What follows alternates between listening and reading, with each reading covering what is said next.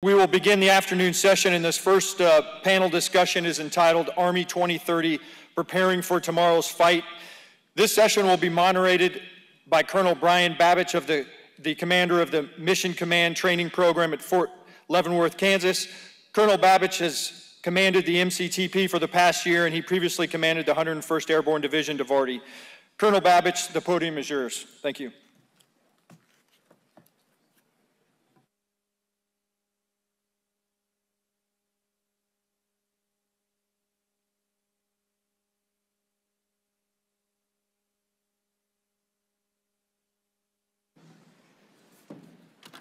Hey, good afternoon, ladies and gentlemen. So it's a privilege to be here to moderate our first conference panel. So this morning when the Chief of Staff of the Army, he asked, raise your hand if you're a fires guy. Sergeant Major Grinston was one. There were only two other in the audience. I was one of the other names. So it's good to be amongst our maneuver brethren here. So our panel here, Army 2030, Preparing for Tomorrow's Fight. This panel should serve as a good foundation for the remainder of the conference for how we think about the force of today, what our current gaps and vulnerabilities are, and the challenges and opportunities we face moving towards a future force that is postured to fight and win our nation's wars against a peer adversary in large-scale combat operations. This panel is perfectly suited for that task. All three have served in every leadership position from platoon leader to infantry division commander and have deep experience in our institutional force. Our first panelist is Lieutenant General Rainey, who currently serves as the Deputy Chief of Staff, G357, at Headquarters, Department of the Army. As the G3, he is responsible for synchronizing and leading the development of the Army campaign plan with the objective of achieving the largest transformation of our Army in 40 years and deliver a multi-domain operations-capable force. Our second panelist, Lieutenant General Martin, directly supports this effort as the Commanding General of the Combined Arms Center at Fort Leavenworth. The Combined Arms Center is responsible for identifying potential capability gaps, writing the doctrine, training and educating future leaders, identifying needed material and facilities, and designing the organizations that will compete, fight, and win in LSCO. Our third panelist, Major General Costanza, commands what we identify as the tactical formation of our future Army. As the Commanding General of 3rd Infantry Division, Major General Costanza is best positioned to provide feedback on the Army of today and how our divisions must transform to meet tomorrow's threats. With that, Lieutenant General Rainey, I'm going to open it up for questions, and I've got the first one. In your view, what are our biggest challenges and strengths as we transform?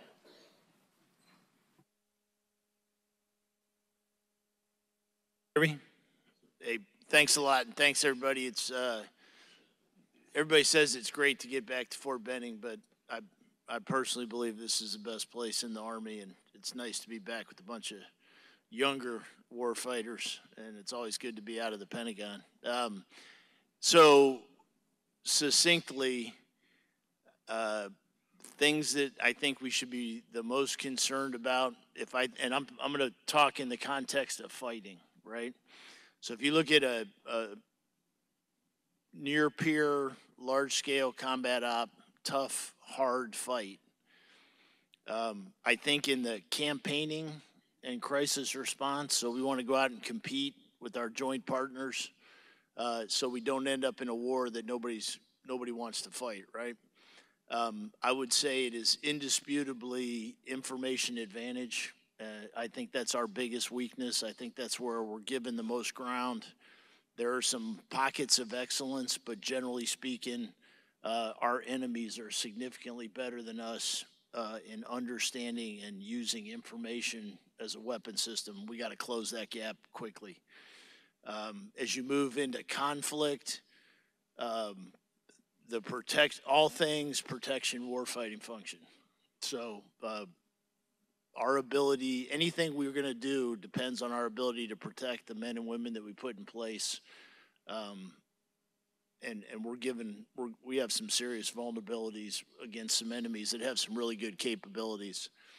I don't know if John Antal talked or is going to talk. If you watch what's going on in Ukraine, we have to figure out how to stop top-down attack, inbound defeat, active protective system, whatever you figure out. And the answer can't be trucks and trucks full of ammo. So we got to get that solved. So information short of conflict and the protection warfighting function, the network would be a close second. The good news is, and I'll answer this, and those in the material business will be disappointed by my answer. The single biggest asymmetric advantage we have as a U.S. Joint Force and the U.S. Army is our people, the humans. War is a contest of wills between human beings. Unless something changes dramatically, they are all going to be living on the land, and that's why the United States Army and the United States Marine Corps, as the land force of the Joint Force, are going to have to be the decisive element of any joint fight we get in. I don't know how the next war is going to start, but it's going to end the way they all do, with somebody closing 500 meters and stabbing people and killing them. Unfortunately, that's just, I don't see anything in the future that's going to change. That plays to our biggest strength, which is the humans that we have. And I've been in a lot of units like you. I'm not naive. I'm not talking about that 1% that you're trying to chapter all you first sergeants are dealing with. But generally speaking, the men and women that we have that volunteer to serve for a free country, that love each other, that care about their teammates, that is a huge asymmetric advantage. The amount and quality of leaders that we have in our formations at scale. Chief talked about our non-commissioned officer corps. If one of our rifle platoons bumps into one of theirs, they may or may not have one good leader in charge of that. We've got about a dozen. Fire team, squad, platoon sergeant, platoon leader. That's a huge asymmetric advantage. And then for you captains on up, especially the battalion and brigade commanders out here, the things that our commanders can do after 15 or 20 years of our training and leader development system, be able to reach out into 5 domains, all 3 dimensions of those 5 domains, all 6 warfighting functions, all 9 forms of the armor guys keep changing the number, but all 8 or 9 forms of contact. Is it 9? 9. All 9 forms. He's been carrying me for 30 years. Then the 9 forms of contact: air, ground, east, south, north, and west. We can overwhelm any commander that they can put on the field against the best and brightest of our Army. So long answer, human capital. And then the second big advantage we have is maneuver warfare, right? We don't do attrition warfare. Our commanders are on the offense. We converge direct and indirect fire. We don't attack into a frontal assault. We don't waste human life. We find creative solutions to mass fires at the decisive point. So I think those 2 things, which is why leader development, PME, and making sure that we maintain our ethic and excellence at training, no matter what happens with budget and force structure, those are the things we absolutely got to hold on to, and I think we'll be very successful. Thanks. Thank you, sir. General Martin, with the Army's inability to meet recruiting goals this year for all components, what will the impact on the Army's ability to deliver the MDO-capable Army of 2030? Can you hear me? Good. Thanks, Brian. Well, first I want to start with the remarks that the Secretary of the Army made today, and she gave us 6 challenges that we need to be able to deliver for the Army. And I will tell you that the underpinning for the ability to do that is going to be our doctrine, and the manual, Field Manual 3-0, multi-domain operations, is going to allow us to have the doctrinal underpinning to deliver on every single requirement that she gave us today. So you can have confidence in that. But to your question, we're in a bad place right now with recruiting. The war for talent is not going well. It's not going well for anybody, even McDonald's out there. And that's probably going to persist for about the next 24 months. That's what the data scientists are telling us. But in the end, that really doesn't matter. For us, the design for Army 2030, regardless of what our end strength winds up being, and I have confidence that we'll get back up to 485, and then beyond, it will move to the requirements the Department of Defense calls on us to do. But right now, we're out of position organizationally, so no matter what our end strength is, if we continue on the path, on the design that is the Army of 2030, making the division the decisive tactical echelon, will be successful. It'll just be how many decisive tactical echelon, fully equipped divisions we'll have. But we know they'll be manned, we know they'll be trained, we know they'll be equipped, and we've got a modernized professional military education that's going to deliver NCOs, officers, and warrant officers that can lead those formations. So just real briefly, if you're an old guy, everybody at the table up here knows, a magnificent Army crossed the line of departure in 2003. The same one that crossed the line of departure in 2002 in Afghanistan, 1990-91 in the Gulf War, all built on air-land battle and the division as a decisive tactical echelon. In 2005, for all the right reasons, the Army went to the modular brigade combat team structure, and what that forced us to do was to disestablish some very important units that enabled divisions, division artilleries, intelligence electronic warfare battalions, signal battalions, and most importantly to me, and to the maneuver force, division cavalry squadrons. Now we're recreating the division as a decisive tactical echelon. It's informed by expert study and analysis. It is not going to recreate the Army that crossed the line of departure in Iraq in 2003. When we make contact, and that's one of the imperatives of multi-domain operations, make contact with the smallest element, it's probably going to be a sensor. It's probably going to be an unmanned system. If it isn't, we've made a big mistake. It's not going to be an armored vehicle plowing into another armored vehicle. So these formations that we're creating, that the centers of excellence are building, are not based on what we want. They're based on what we need. And there's expert staff work going in and creating their particular designs so that they can deliver the force necessary to execute multi-domain operations in 2030.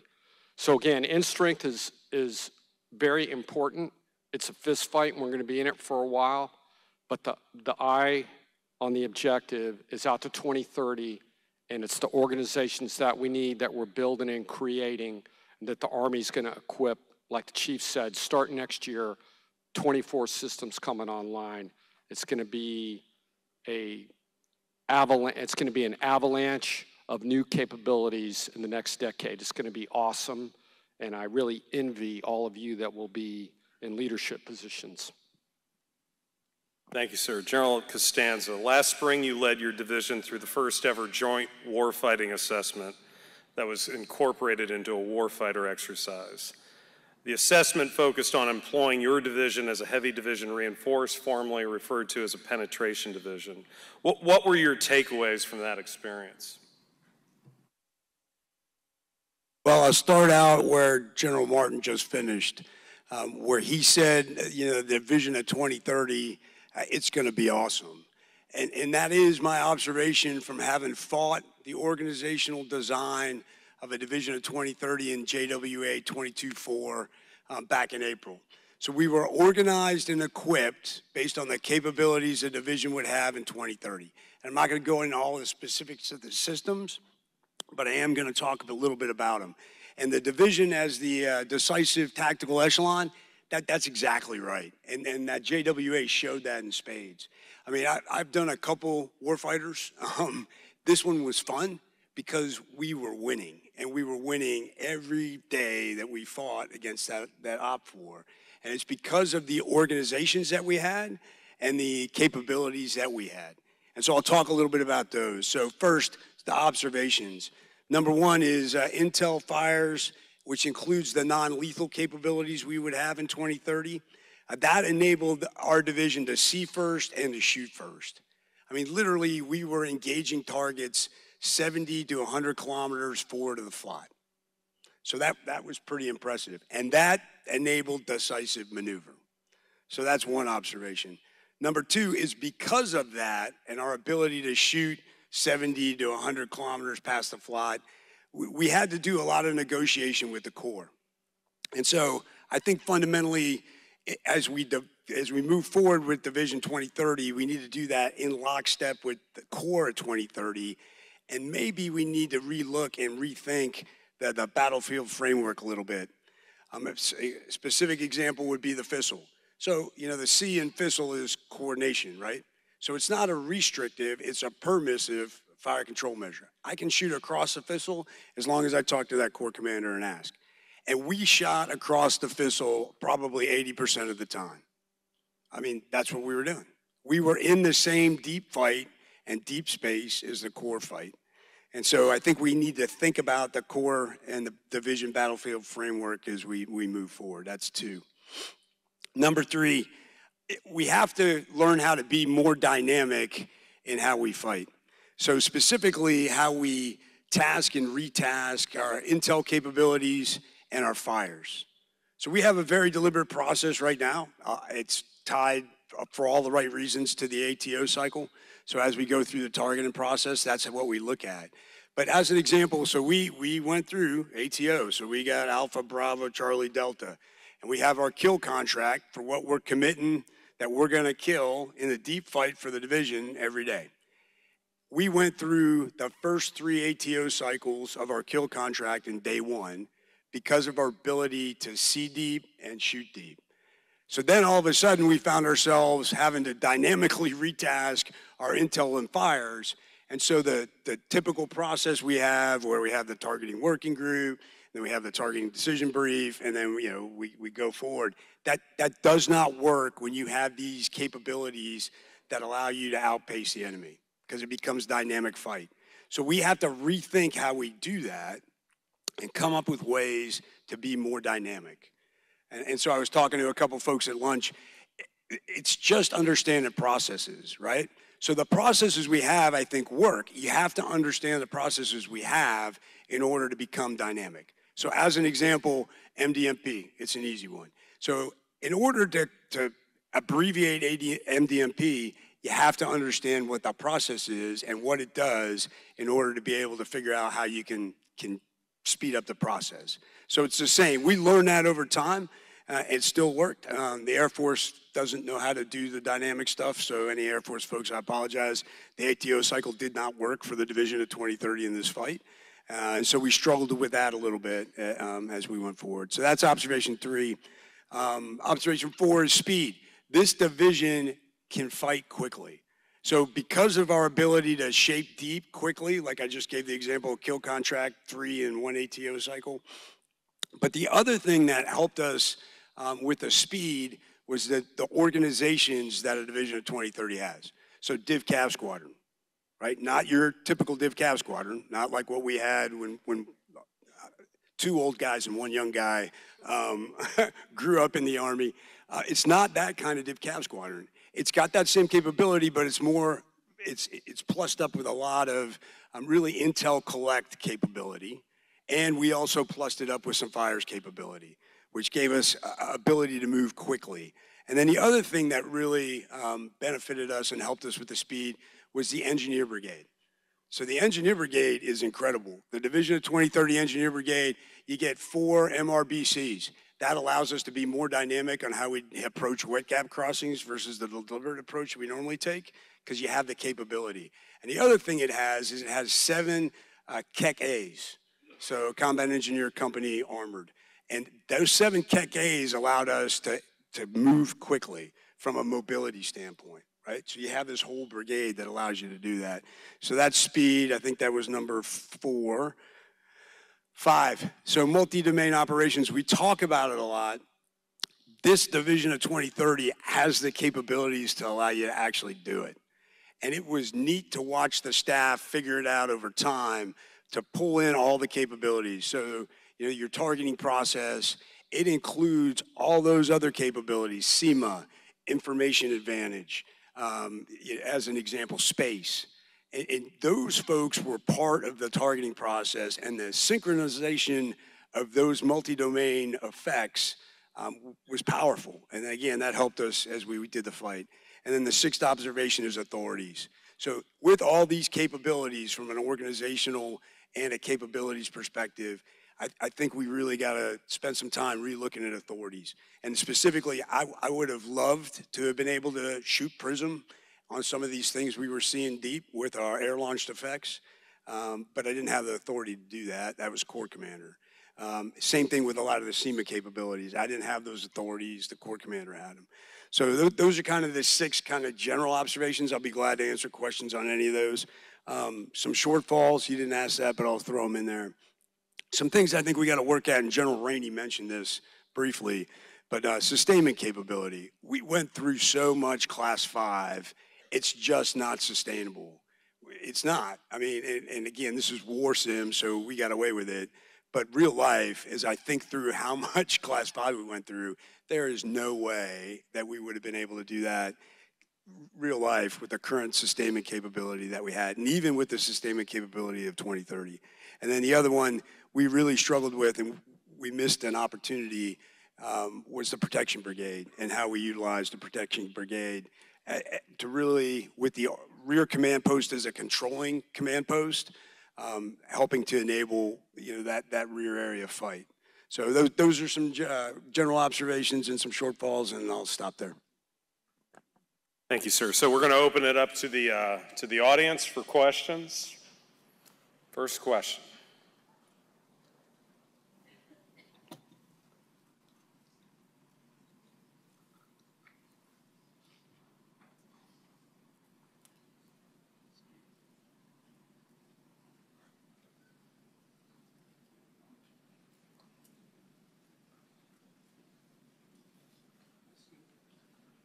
This is going to be the shortest panel ever. Okay, so there's a couple ways we can do this, and I tell my division staff this all the time. So there's the kindergarten method, or there's the adult method.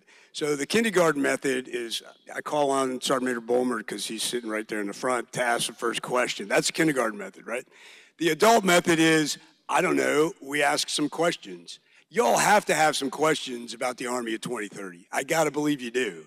Otherwise, I mean, we're doing a great job in PME, and I'm not realizing it. Yes, sir. I think we do have a question. Panel number 2. Gentlemen, my name is Lieutenant Kovac. Thank you for coming, first of all.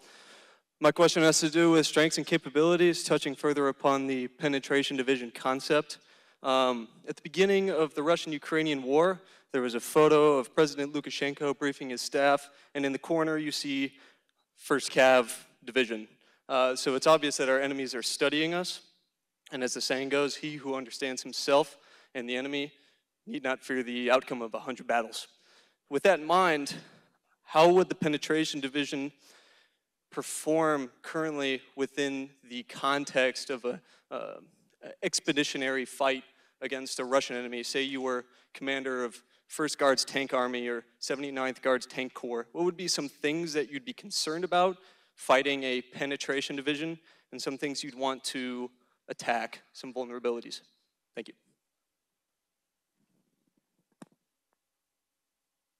Okay, I didn't understand the first part of the question. Are you talking about the current configuration for a penetration division, or are you talking about it's not a penetration division anymore, it's the Division of 2030? Are you talking Division 2030? Penetration division, sir. So you're talking current? Yes, sir. You're talking 2030? Both. Okay, I'll talk 2030 since that's kind of what I've fought, and then I'll go back and talk current. So for 2030, I think the biggest concern was just the amount of back to ADA assets. So we had some MSHORAD capability, but probably not enough to cover all the things that we needed to protect. So that was something we had to juggle and be dynamic about as we lost, specifically as we lost MSHORAD capability. So that's one. Again, sustainment was the other, and I think I mentioned that. And this is the same thing I have currently as a division commander. I think my biggest concern that I have right now is sustainment. So as we go through the targeting cycle, for example, you know, that's 96 hours out, and that's deliberately done that way, right? So 24 is kind of locked, you know, 48, I got a little wiggle room, 72, I'm making decisions, and 96, I'm planning. And that's how I make decisions, right, as a division commander. And I do that with a targeting cycle. But what it's not informed very well by is the sustainment warfighting function, right? My sustainers are really good at telling me, hey, boss, here's where we currently are. Well, that's mildly interesting. That doesn't help me make decisions. What helps me make decisions is 72 hours out, when I'm trying to kill these targets with these assets, am I gonna have enough class 5? Hey, for class 8, when am I gonna have enough of that to make sure I'm okay for the wet gap crossing? Class 7, when is that coming so I know what percentage strength I'm gonna be before I go to cross the wet gap crossing? And for sustainers, projecting forward over time where we're gonna be so commanders can make decisions, we're not very good at that, and so we need to get better at that. And hopefully that answered your question, and I'll see if anybody's got anything else. Yeah, I'll jump in. Test. So I think your question kind of opens a window of opportunity to you know, we spend a lot of time up here talking about the division as a decisive tactical echelon. And you know, when we talk about the threat we'd face in Europe, the other part of Army 2030 that we really haven't talked about are the 4 enabled multi-domain capable core headquarters that are going to lead those formations, and the theater army, which has a role. So at echelon, the theater has a role in shaping, you know, this fight to the First Guards Tank Army. The core is really where multi-domain battle convergence is going to really come together at the time and place of the commander's choosing. And then as a division, as a decisive tactical echelon, as General Costanza was saying, that, you know, he was routinely targeting at 40 to 70, even out to 100 kilometers with his own assets. So that's all going to play into how we would fight against an army that not only doesn't believe in the division as a decisive tactical echelon, but they've actually put their money on the battalion tactical group. They went further decentralized, and their inability to conduct successful combined arms operations is costing them dearly. I think the magic of the base part of our doctrine is it's wrapped around a combined arms solution at the lowest level. Now, right now that resides at the brigade and the battalion level. I think, you know, you're going to be with the type of systems that the Army's considering and that Army Futures Command is experimenting with. Sometime in the not too distant future, that ability to have true combined arms formation at a lower level is within grasp. I think it's within our grasp. And then, I wrote down what the Secretary of the Army said, we need to be able to converge dispersed forces rapidly and at the decisive point. And I think that in the near future, that combined arms solution is going to be, you know, pushed even lower, still with the division as decisive tactical echelon. Jim, anything to add? Great question. So let me try and answer it a little bit different because we're down here at the Maneuver Center of Excellence. So we basically have 3 types of BCTs, as you all know, are well aware, and I don't think that's going to change between now and 2030. The way the Army works, we would have a hard time doing that. We've got SFABs, hugely successful effort in the campaigning space. We've got our USASOC, unique brigades. We've got MDTFs, which are really maneuver formations. They're just maneuvering different things in a different way and designed to close the kill chain in high-end conflict. So let's go back to our 3 brigade combat teams, which make up our divisions, because I don't think any division is going to fight. I think our divisions will fight the right combinations of very lethal brigade combat teams. To General Costanza's point, or General Martin, we're not going backwards, right? It's a division that has the right enabling capabilities that can handle the right combinations and types of BCTs for the mission. The heavy ABCTs are in the war-ending business on the continuum, right? If we're fighting that formation, General White, his team, General Kolashevsky, our heavy divisions need to absolutely be able to end fights, to just devastate the enemy, whether it be to set them on fire or take their capital. I mean, that is not going to change in the future. Whether we do that or that's the deterrent, you know, people get in a lot of, are we deterring or defeating? You can't deter, so you guys have all been in bar fights, I'm sure. You can't deter somebody unless they believe you can defeat them. It's kind of a circular logic. The enemy has to believe that if we commit the heavy part of the United States Army as part of a joint force, bad things are going to happen to them. So that gun, you know, these great NCOs out here we're talking earlier, we got a platoon of tanks has to kill a battalion, right? I mean, we have to have lethal infantry formations, both a Bradley and a no-kidding rifle squad that's coming out of the back of that. So I don't think that's going to change any time between now and then. I can talk about IBCTs if you want, and the strikers and the spread and the utility formation that they provide.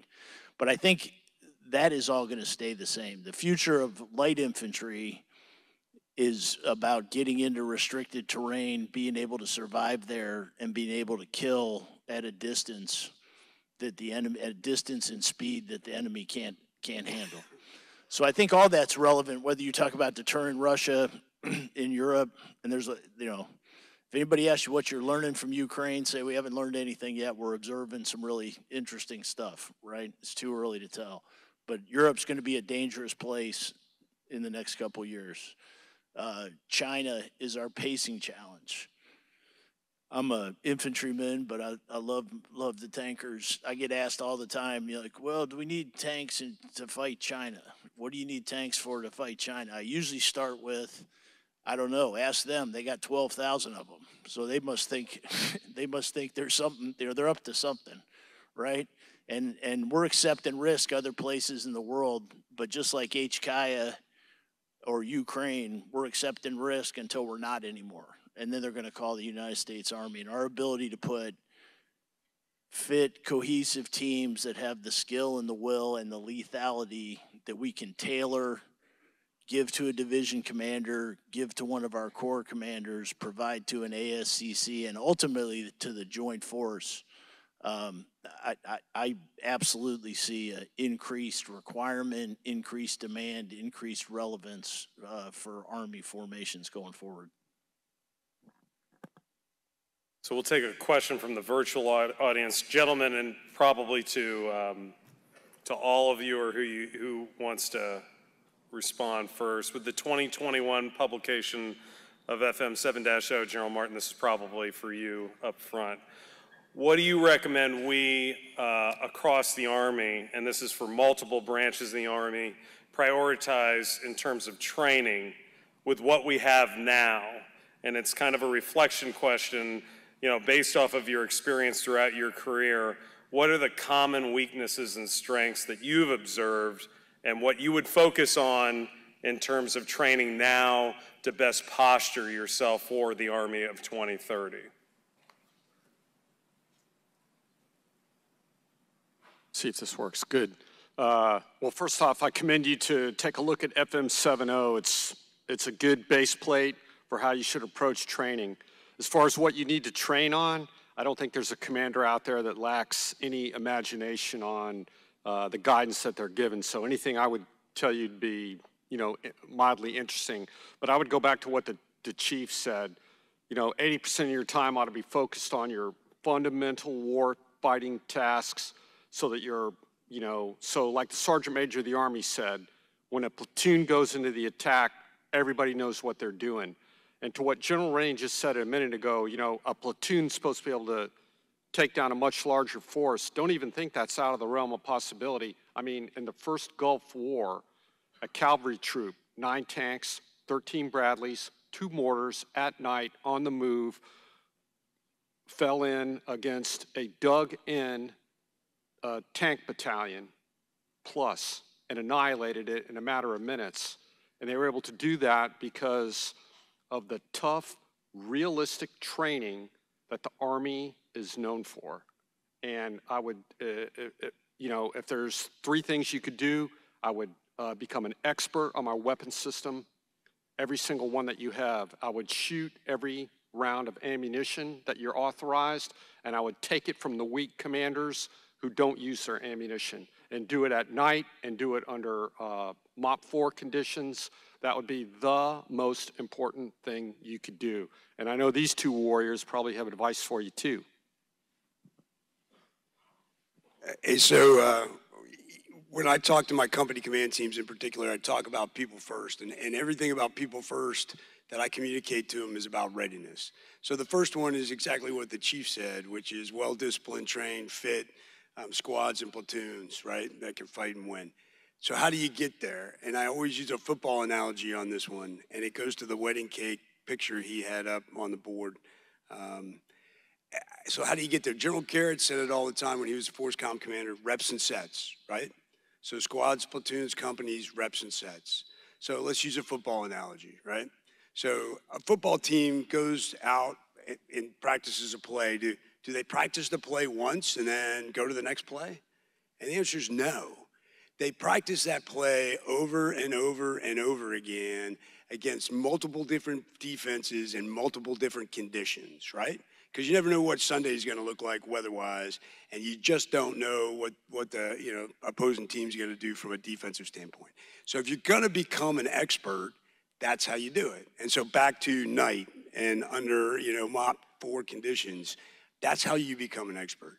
And you heard the chief mention the 46th and how they went at platoon level, proficiency to NTC, but they were experts at the platoon level, and as a result, they continued to build readiness, and they did very, very well at their NTC rotation. So I kind of would share that analogy with y'all. Yeah, the only thing I'd add is kind of like the chief and both these 2 great commanders said, what you train, you all know that. I would encourage, I encourage younger commanders and leaders to spend more time understanding how to train. So the 8-step training model is kind of proven, especially my favorite step 8, retrain. You build retraining time and you usually end up coming off a lot better. Running a good company troop battery training meeting.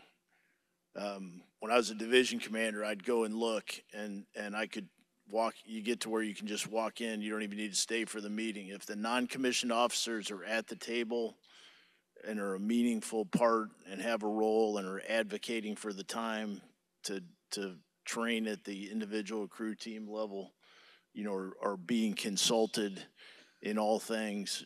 So how do you use your non-commissioned officers effectively as part of the training management process? My recent experience in the operating force, that's not a common skill at echelon at the company troop battery level. So if I was thinking about how to train, I'd put a lot of energy in making sure that I know how to run an effective training system in my formation. And then, otherwise you could pick the right task, you're gonna have a crappy training event. So I couldn't pass up that leader development opportunity there. Thanks. Thank you, sir. Paddle 3. Gentlemen, Captain Bruce James from MCCC. My question is, how do you envision changing CTC rotations for the Division-Centric Army of 2030?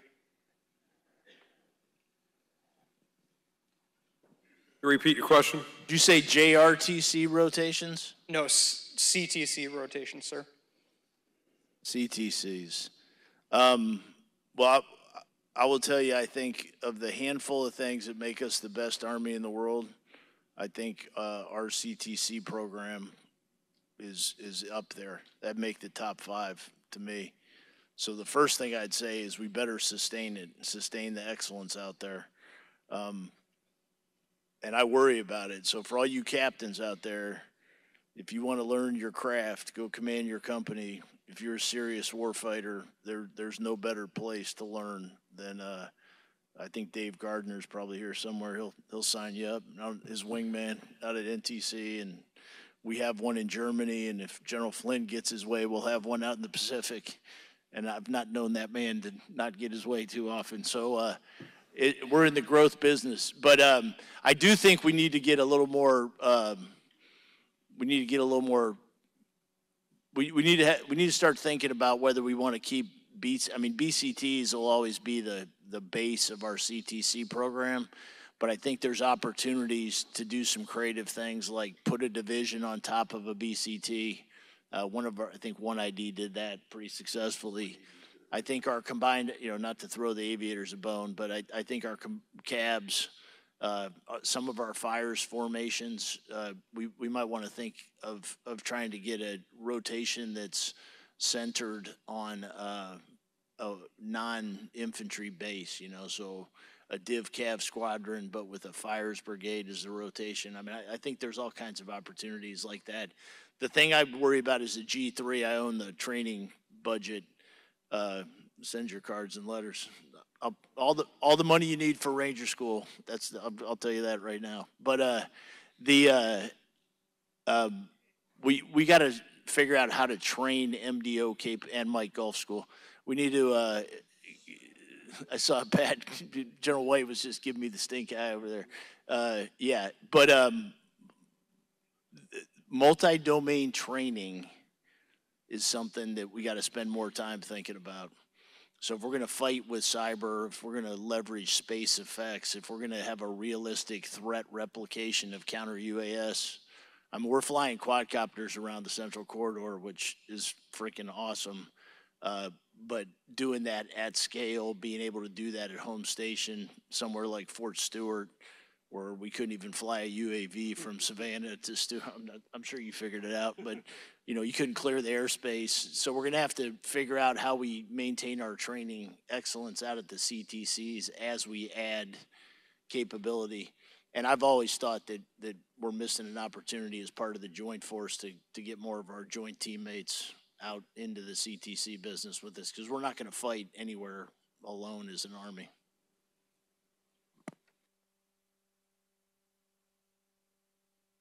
So something we're going to try and do coming up, we've got 2nd Brigade, 3rd ID going for 2305, NTC rotation 2305. So what we're trying to do with the division is we're going to bring the division main out. We're going to bring out the rear command post. We're going to bring out the DIVARTY headquarters. We're going to get some support from some rocket battalions. We're going to have potentially a cab. We're going to have the SFAB working with indigenous force as observers. And so we're going to have fixed wing at Nellis, adding our joint partners into this. And we're going to go out a week before the actual brigade rotation, so we don't take away from the brigade rotation. And we're going to shape the deep fight as a division prior to that brigade rotation starting.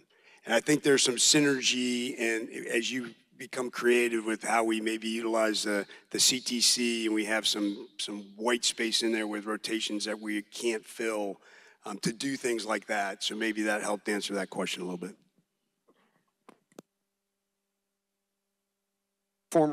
As a former Commandant General of NTC and COG at NTC, I got to throw a pitch out.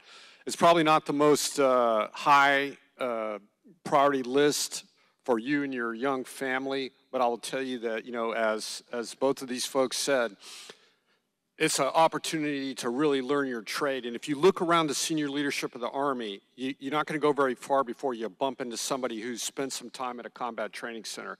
And right now, on last Thursday, General Gary Brito became the commanding general of the, of Training and Doctrine Command.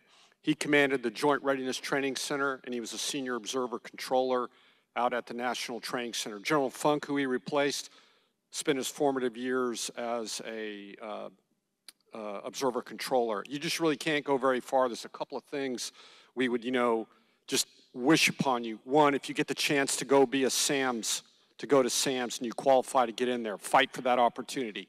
If you get a chance to be an observer controller at a combat training center, fight for that opportunity. Really, it's the most awesome developmental experience you could have.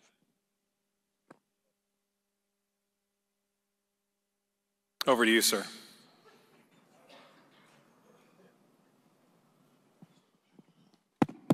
Hey, Sergeant Major Nash. Insider attack when the front row starts talking. Sergeant Major Nash from the 4th Infantry Division. Gentlemen, as we talk about the Army of 2030, you talk about a lot of great capability.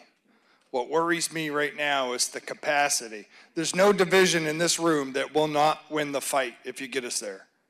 But reading the tea leaves and stuff, and over my short 27 years, I've worked with the Air Force a lot, but I've never worked with the Navy. So where is that capacity, I'm talking rows or whatever, being able to come off that and being able to shoot? We need to train that way. Is that part of the 2030 strategy? Thanks, Sergeant Major. It's a great question.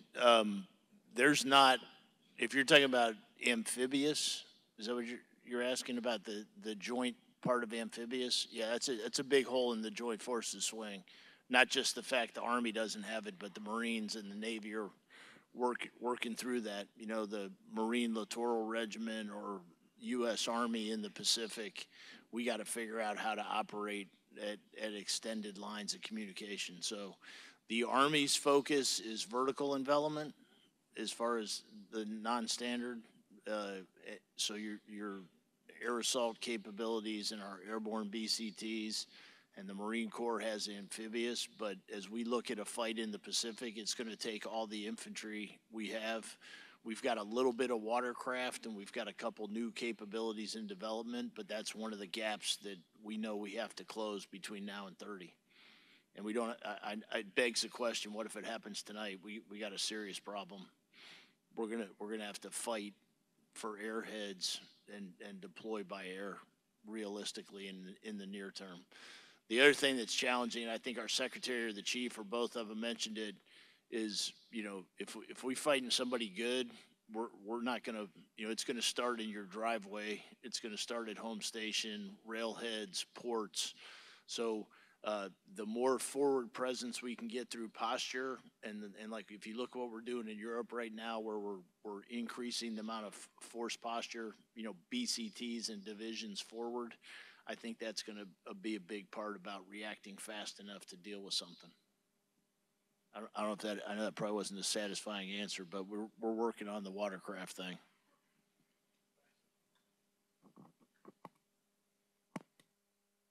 Battle 2.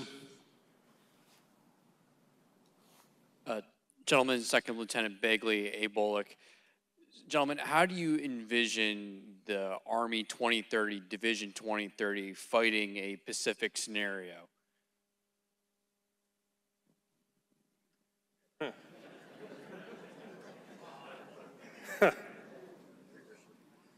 Well, I'd defer that to General Flynn right now. He's experimenting with a couple of different options.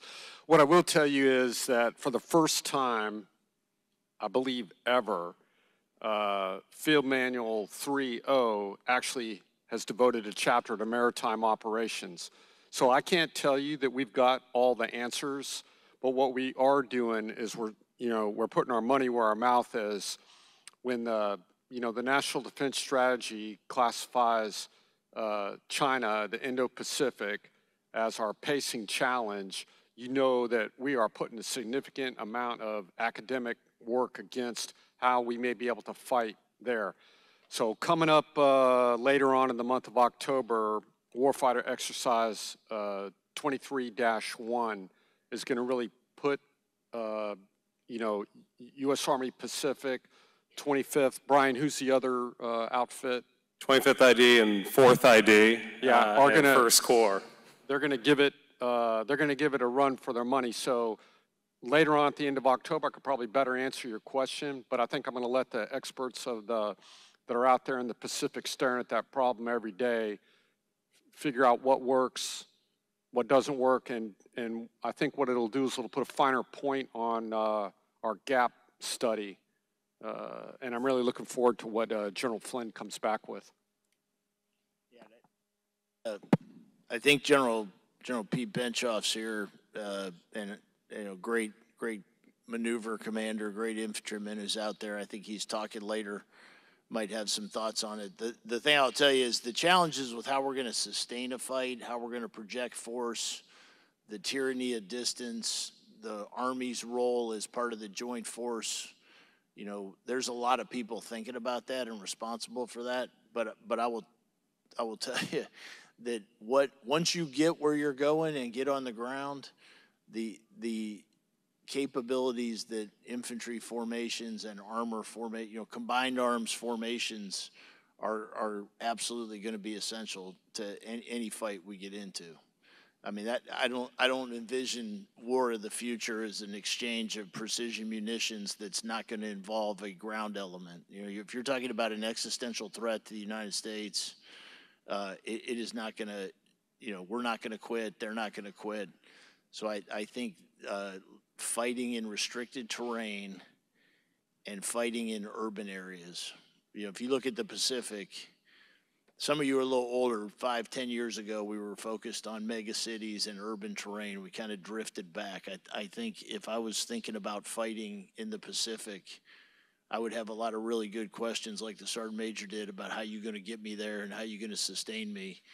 But if you look at the fight, it is about restricted terrain, defile drills, and big cities that are going to take a combined arms team to include armored and mechanized formations to be able to survive in that fight.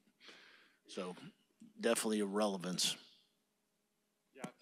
It should also not be lost on you that the Army's preparing to fight in built-up areas like that. If you look at the abbreviated CDD for the optionally manned fighting vehicle, if I'm not mistaken, it's able to shoot, elevate the gun to 85 degrees, and that's specifically designed to engage a target at the 20th story of a building.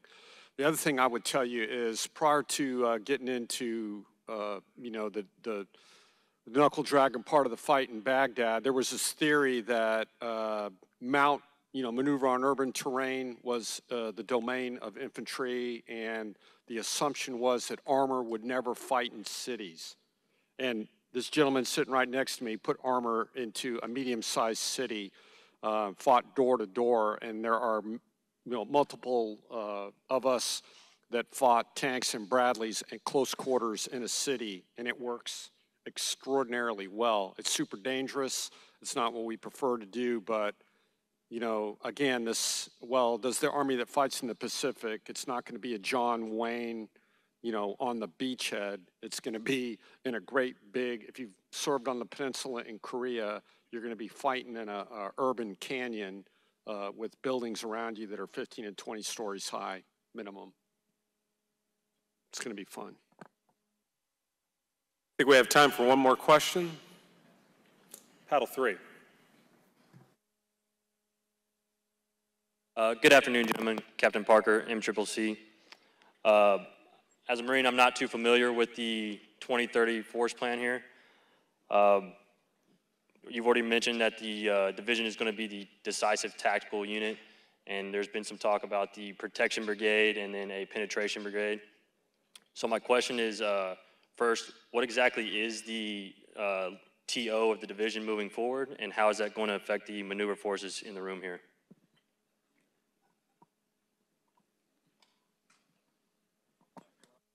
Sidebar with you, it's too far down in the weeds for this, but what it does, the division commander will have the ability to task organize, multi-domain capabilities at the time and place of their choosing.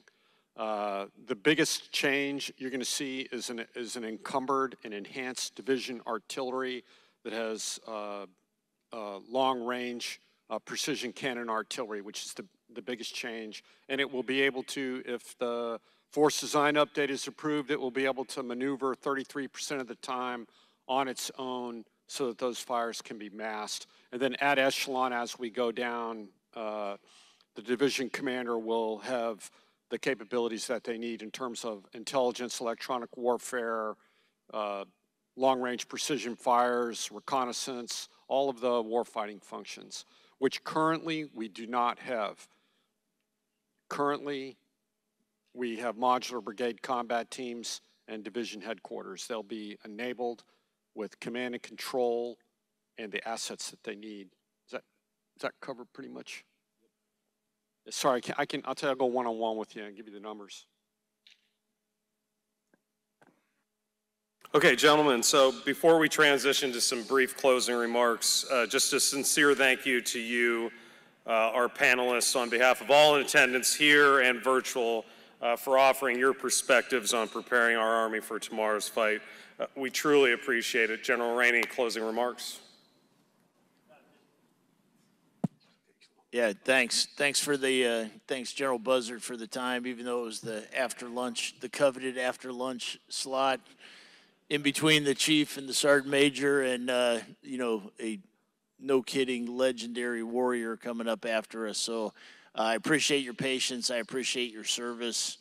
I appreciate your leadership. I for one have, you know, I care about the Army, but I'm not worried about the Army because of young men and women like you, Officer, non-commissioned officer Warrant, civilians that that love our country. And just kind of going back to my first point about the strength, you know, we'll figure this material stuff out. We'll get some of it right, some of it wrong. You know, the best intel people in the world are only right half the time. You know, you find a G2 who's right half the time, they're Hall of Famer. You know, so we're not going to get that right. But the thing that is going to always be decisive is you all. You know, fit, disciplined, tough, maneuver formations at the platoon, company, troop, battery level. They got the skill, will, and teamwork. That's what's kept us free for 247 years. And that's the, you know, if you're trying to figure out what to do with the 1 hour you got, train on fighting and build good teams. So God bless you all. Thanks very much. Gentlemen, a round of applause.